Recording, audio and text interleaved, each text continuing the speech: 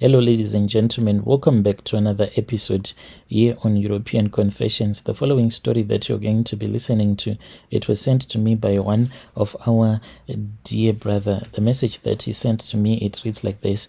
Hello, Brother Nanshi, how are you? Can you please post my own story as hidden identity? So, Brother Nanshi, when I came here to South Africa, I started staying in this other location before I came here to Hillbrow. I have been living here in Hillbrow, Johannesburg for the past 4 years. Brother Nanshi, I don't want to lie to you. Here in Hillbrow, being in Hillbrow, it is a dog-eat-dog situation. And the reason as to why I ended up being in Hillbrow, I'm not saying that everyone who stays in Hillbrow is like me, but I am like that type of a person who is really lazy to work. I don't want to work. I just want things to come to me. I just want money to come to me directly. So much that even if I was going to be told that there is a God, the God of money, I would rather throw away Jesus Christ and worship the God of money. That is how much lazy I became in my life. And to even think that I once joined the army. At that time, I was someone that was okay.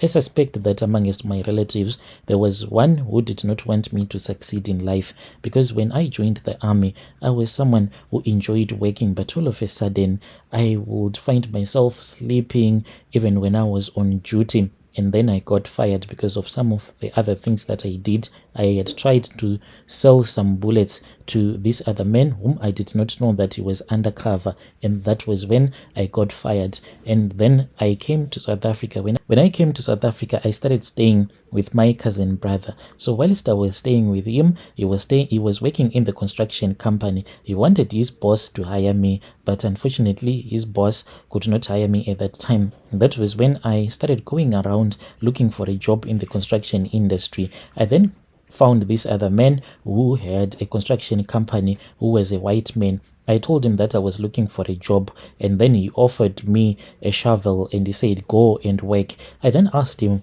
how much was he going to give me each and every month. He told me that if I wanted money, I was supposed to go and work. So I went and I started mixing the cement with the others, and we worked really hard, Brother Nash. At that time, I had told myself that I needed to work, no more laziness. But since we were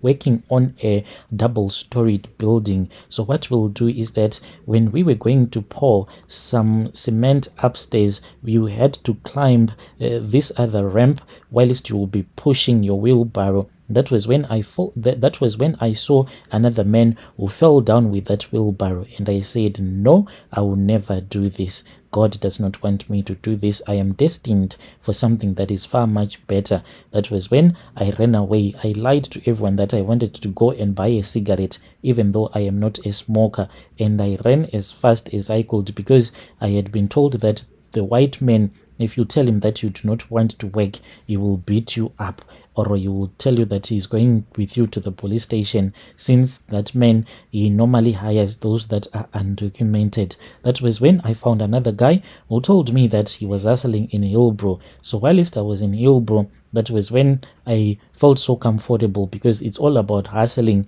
not working really hard at all. But even though I was hustling in the streets, nothing seemed to give me the life that I wanted.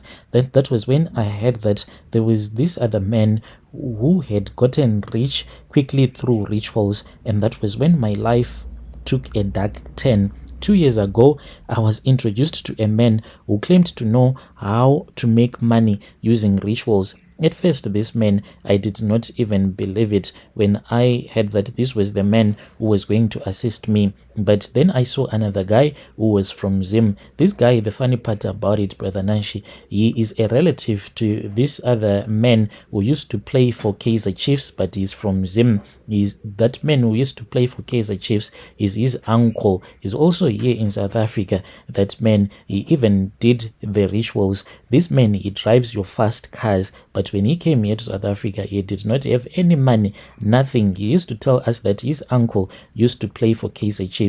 Now he is hanging out with these very beautiful slay queens and hanging out with guys that are really rich. And when I saw that some of these men, they were benefiting from this, that was when I became tempted.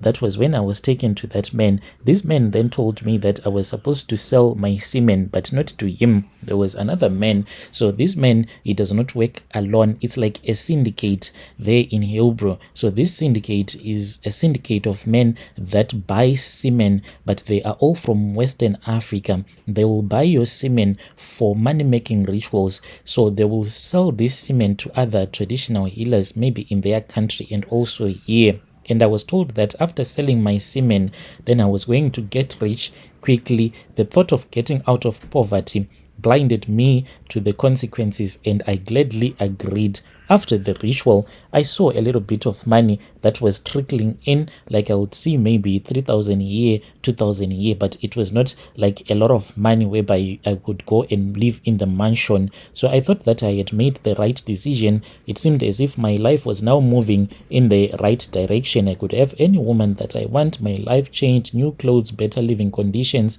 and people started respecting me. Deep down, I knew that something was wrong. I was not being able to make it big such that I could go and buy a Ford Raptor. That's the car that I wanted. And all the times I felt such an uneasiness, but I kept on ignoring those feelings, thinking that the money was worth it. Last month, that was when I went back to that syndicate and I spoke with one of the men who had done the rituals for me, and he gave me the news that has haunted me ever since that time. He told me that my time is up. I have until December to leave, or someone in my family, in particular my mother, can be the one who can die in my place. Do you get me, Brother Nashi? Now it is the beginning of September, and if I do not sacrifice my mother, I am going to die by December. I have to die, and I need to sacrifice my mom to live. So the weight of those words, they have crushed me. I cannot believe what I have done.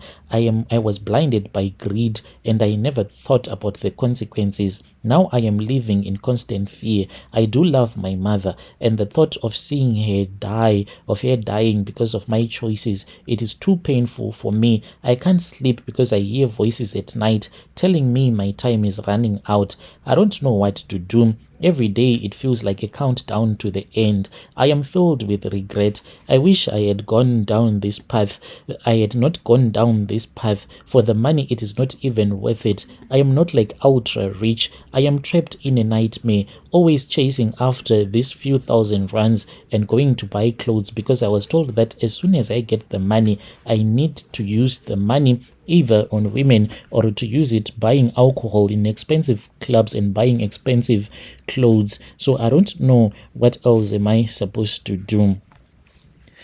Dear listeners, right there was a message that was sent to me by one of our dear brother. That was the translation that was sent to me. Please let us try to speak with him in the comment section. So for you, our dear brother, your confession, it shows how desperation can take someone, and it's clear you regret the choices that you have made, and you need to understand that you are not alone.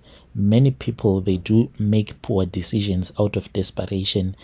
Not all people are going to make the same decisions that you did, but the important thing is to recognize the need for the change.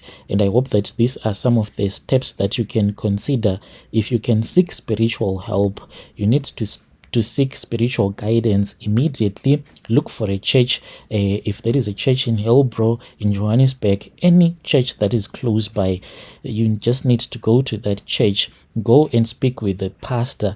Ask for help to break the dark bonds of this ritual.